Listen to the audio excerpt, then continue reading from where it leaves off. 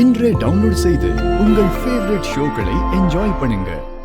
நான் சாகிறது உங்களுக்கு டிராமா மாதிரி தெரியுதுல? உங்க கண்ணு முன்னாடி நான் செத்தா அப்ப நீங்க என்ன நம்புவீங்கல்ல? நீங்க சந்தோஷமா இருப்பீங்கல்லங்க?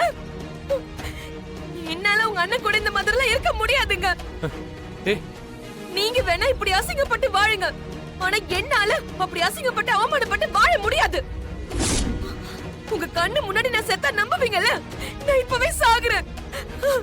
சிவா, அவ ஓடுற பாரு, வாடா. வா. அக்கா, சொன்னா கேளுக்கா. அவ சாவலாம் மாட்டாக்கா. இல்ல பார்வதி.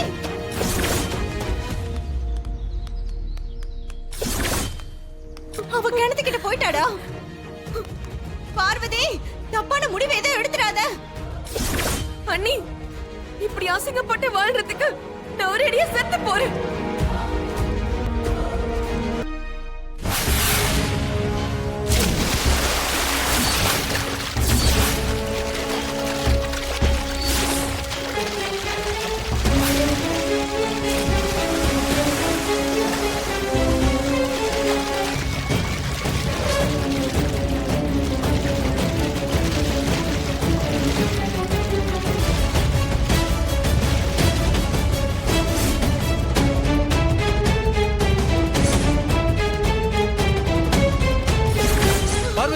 பார்வதி, பார்வதி, ஐயோ அக்கா, என்னக்கா இப்படி பண்ணிட்டா?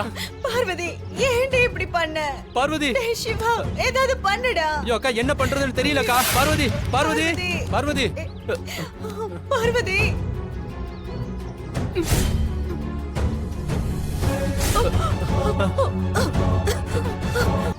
சிவா, அவன் நிலைமையை கொஞ்சம் யோசிச்சு பாருடா.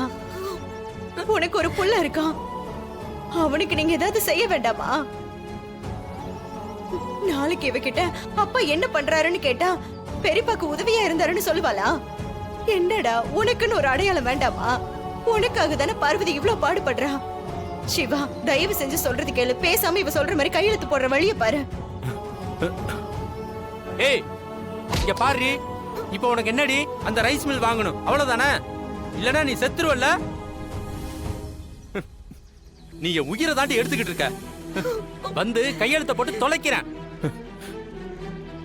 ஆக மொத்தம் நம்ம குடும்பத்துக்குள்ள சுத்தமா நிம்மதியா இருக்க கூடாதுன்னு முடிவு பண்ணிட்டல.